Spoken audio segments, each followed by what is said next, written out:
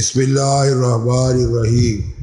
Doctor 5 star PhD hotel bread and food. بزرگوں کی یہ پریشانی کہ چوروں کا دن دیہڑے تشریف لانا قطعاً موزوں ہے۔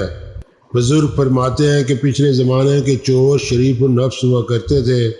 ایک تو غیر مسلح آتے تھے، دوسرا یہ کہ راتوں کو خاموشی سے اپنا کام کر جایا کرتے تھے۔ اس زمانے میں غذائیں گرچہ خالص ہوا کرتی تھی، اس لیے چوروں کی صحت بھی اچھی ہوتی تھی۔ چور ان پڑھ اور گنوار قسم کے ہوتے تھے، مگر مریل ہرگز نہ ہوتے تھے۔ کالج اور یونیورسٹی بھی نہیں ہوتی تھی۔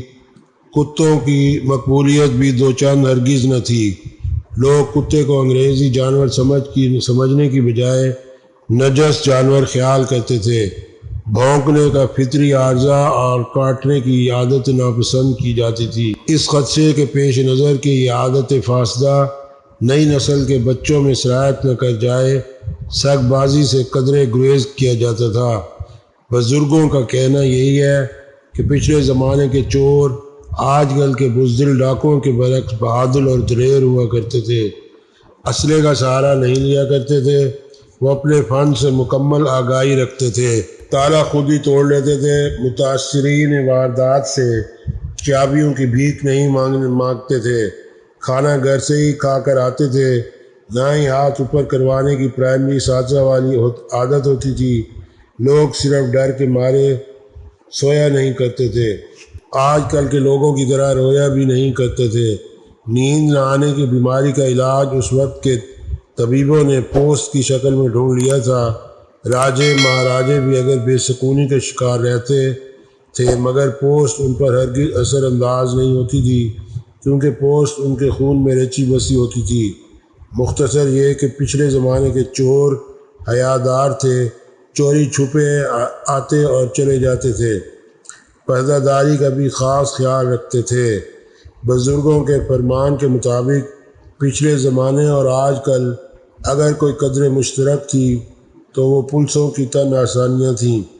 دونوں زمانوں کی پولیس کا موقف ایک ہی ہے کہ جو قائل و غافل اور شہری اپنی جان و مال کی حفاظت کرنے کی اہلیت نہیں رکھتا، وہ بھی ایسے بیکار قسم کے شہریوں کی حفاظت کرنا مناسب نہیں سمجھتے۔ چوروں کی مرغوب اشیاء شہروں میں قیمتی اشیاء، سونا چاندی اور رقوم وغیرہ، جبکہ دیہاتوں سے بھینسیں، مرغیاں اور تازہ سبزیاں رغبت سے چرائی جاتی تھی۔ عمر رواں کی طرح مساجد سے جوتے، گھڑیاں اور چندہ بخش چرانا قدر مشترک ہرگز نہ تھی۔ دیہاتی گرچہ دودھ دہی کا استعمال زیادہ کرتے تھے، تو شہری بھی پولیسوں کے لیے رشوت دہی کا استعمال کرتے تھے، کثرت سے کرتے تھے۔ دیہاتیوں کا تو آج بھی یہی یقین ہے کہ مرغ چوروں کی اکثریت تھانوں سے آتی ہے۔ مادر علمی سے مرغیاں چرانے کا سبق تو ملتا ہے، ساتھ ساتھ نجات دہندہ ضمانت کی بھی گارنٹی دی جاتی ہے۔ مرغ چوروں کی تھانے آمد پر بہاریں پھول برساتی ہیں، ہر تھانوی چہرہ خوشباش نظر آتا ہے۔ پولیسیں بغلیں بجاتے ہیں کہ آج اہلِ گہلے ہو گئے ہیں۔ ہر چند کے ناانصافی یہاں بھی دامنگیر رہتی ہے۔ تھانے کا سب سے بڑا بیکار مباش خوش خوراک افسر اعظم مرغ چوری کے واقعات کو سنگین قرار دے کر چور اور مرغ دونوں کو اپنی تحویل میں لے لیتا ہے۔ ہر مرغ کے مالک کو سختی سے فہمائش کر دی جاتی ہے کہ وہ بے زبان جانوروں کو قید کر کے خدا کے عذاب کو دعوت دے رہا ہے۔ تھانوں سے سخت حکم بھی جاری کر دیا جاتا ہے، ان مرغیوں سے کہہ دو کہیں اور جا بسیں۔ خود ساختہ مذہبی اقدار سے نابلد سنتری میاں ان بدنصیب مرغیوں کا مقدر شکم کا جہنم قرار دیتے ہیں۔ حالانکہ ہمارے معاشرے میں کئی فراڈ قسم کے پیر پکوڑی شاہ موجود ہیں، جنہوں نے ہزاروں بے زبان مرغیوں کے مخلوط مزار بنا کر بڑی بڑی رقم اور قیم خواب کی چادریں اونٹھی ہیں۔ دانائے نفسیات تو مرغ بانی کو مہلک ترک قرار دیتے ہیں، بھینس بانی کو ترجیح دے رہے ہیں۔ صرف بھینسوں کو ہی بے غل و غش پالنے کا نسخہ صرف ان کے لیے سامنے لایا گیا ہے کہ بھینسوں کی اپنی وسیع جسامت اور سست چال چلن کے باعث اغوا اگرچہ ناممکن تو نہیں مگر آسان بھی نہیں۔ کسی دریدہ دہن پلسے کی بیرک میں بھینس فولڈ کر کے چار پائی تلے سما دی جائے، ایسا بھی ممکن نہیں۔ اس حقیقت سے کون کافر انکاری ہے کہ بھینس کا وہ ذائقہ نہیں ہوتا جو مرغیوں کا ہوتا ہے، لیکن بھینس اگر غسیلی ہو تو پلسوں کو دھمکی بھی دے سکتی ہے۔ مرغی سمجھ کے مجھ پر دندان تیز ہو، یہ لقمہ سخت ہے چبایا نہ جائے گا۔ یہ بلحاظ وقت جیسے جیسے قانون نافذ کرنے والے ادارے مسلح ہوتے جا رہے ہیں، چور بھی اپنی ٹیموں کو مفید و منظم و مسلح کرتے جا رہے ہیں۔ چور تو اپنے مقاصد کو مزید بلندیوں پر لے جا چکے ہیں اور ڈاکو بنتے جا رہے ہیں۔ یہ اعلیٰ تعلیم یافتہ نوجوان پر مشتمل ٹیمیں زیادہ این وہاں کو اپنی تحقیق سمجھتی ہیں۔ پولیسوں نے تو باقاعدہ ان ڈاکوؤں سے بچنے کی حفاظتی تدابیر اختیار کرنے کی مہم چلائی تھی۔ پولیسوں کا کہنا تھا کہ شہریوں کے لیے جان محفوظ کرنے کا سب سے بہتر طریقہ یہی ہے کہ ان ڈاکوؤں کو کچھ دیر دلا کر فارغ کر دیا جائے۔ ویسے بھی اگر گھر سے کچھ برآمد نہ ہو تو ڈاکوؤں کے سامنے شرمندگی تو ہوتی ہی ہے۔ محلے دار بھی نالاں ہو جاتے ہیں کہ مالک جائے واردات کے ہاں سے ڈاکو ناکام و نامراد لوٹتے ہمسائیگی میں بھی ڈاکہ ڈال سکتے ہیں۔ ویسے بھی کہاوت یہی ہے، جان ہے تو جہان ہے۔ جان کی پرواہ میں سارا مال لٹا دینا پولیسوں کے نزدیک پرلے درجے کی عقل مندی ہے۔ کچھ ایسے ارتقائی منازل اہل سخن حضرات بھی طے کرتے چلے آئے ہیں۔ شہر سخن کے مسافران فارغ البال، جن کی تعداد جنات سے بھی بڑھتی جا رہی ہے، پچھلے زمانے میں شعر یا مصرع چرا کر مکر جایا کرتے تھے۔